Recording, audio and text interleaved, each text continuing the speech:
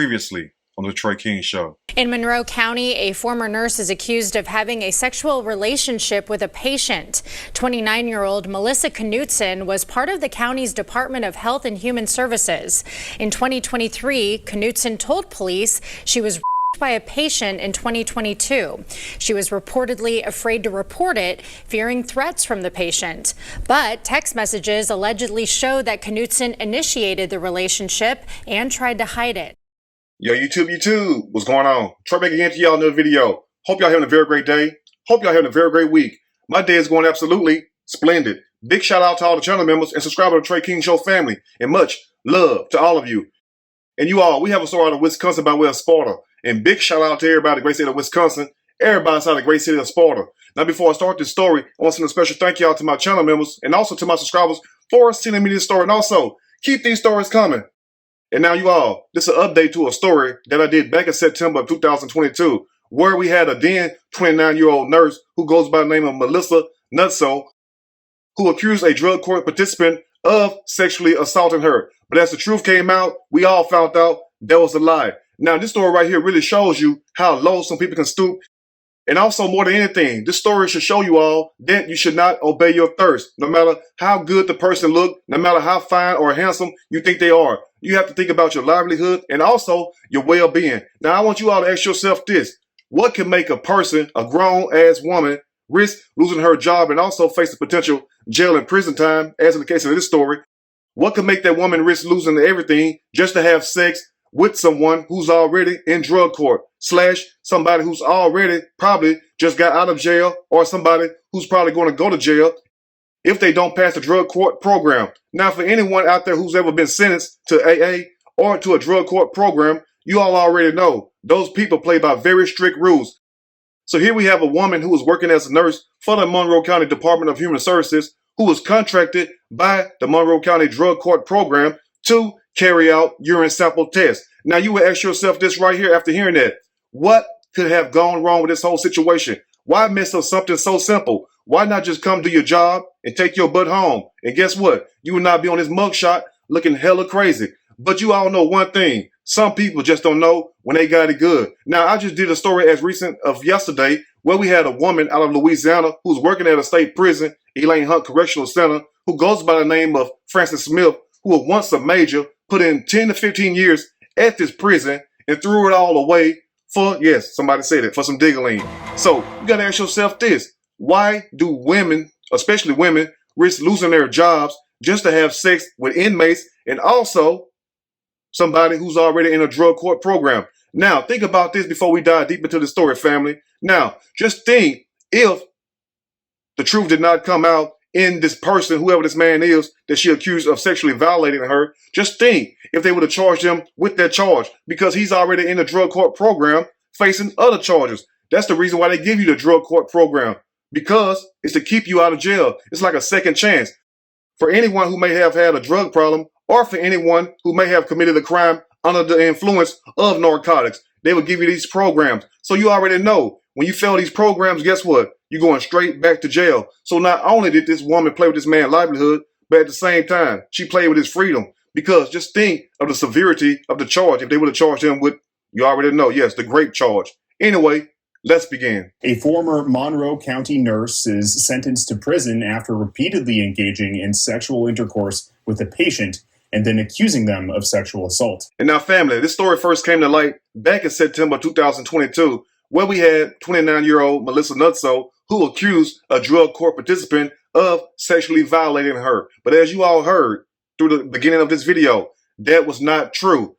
And now this case first came to light when the Wisconsin Department of Safety and Professional Services was contacted and said that Melissa Nutson was having sexual intercourse with someone who was in a drug court program. Now, like I told you all in the beginning of the video, if you're a nurse and you contracted by these courthouses to do a certain thing for them, as in this case of this story, being a nurse who's happened to take urine samples, you cannot have sex with those people who are in those programs, who are in those drug treatment programs, because of this one simple thing, because integrity issues. Now just think, if the court sending somebody to drug court and that person happened to get out of jail and the person have a known drug problem, but in order for that person to stay out of jail, they have to get off drugs. But at the same time, just say if that person go back and do drugs and he's having sex with this nurse, Melissa Nutson. Now just think if this person got back on drugs and he came and peed dirty as they take urine samples, and instead of her reporting it, she would change it up. That's the integrity issue right there.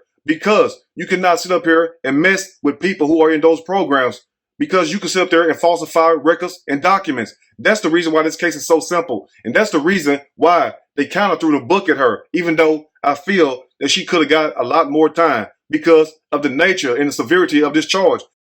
And the reason why I say that is because she accused this man of sexually violating her. And for anyone who stays in Wisconsin, you already know you all give out a lot of time for people who are charged with that charge. So on one hand, we have a man who's already in trouble, who's already just got out of jail and probably faces potential more jail time if he failed his program. And we have a nurse who's working at this program, but instead of her doing her job, she want to have sex with the drug court participant. And then when things come to head, when things come to light, she want to sit there and lie on a man. But one thing about it, can't nobody sexually violate you multiple times, as you all are going to hear later on in this story.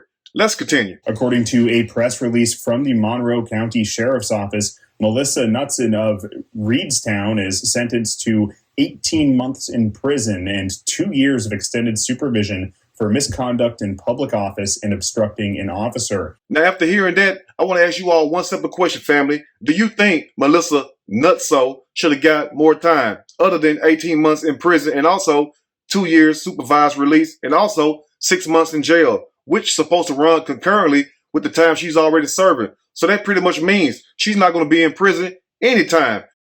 And now just think about this. Now, she's facing little prison time, but at the same time, what if the man that she lied on would have got charged with the rape charge? You already know what that is, the sexually violating charge.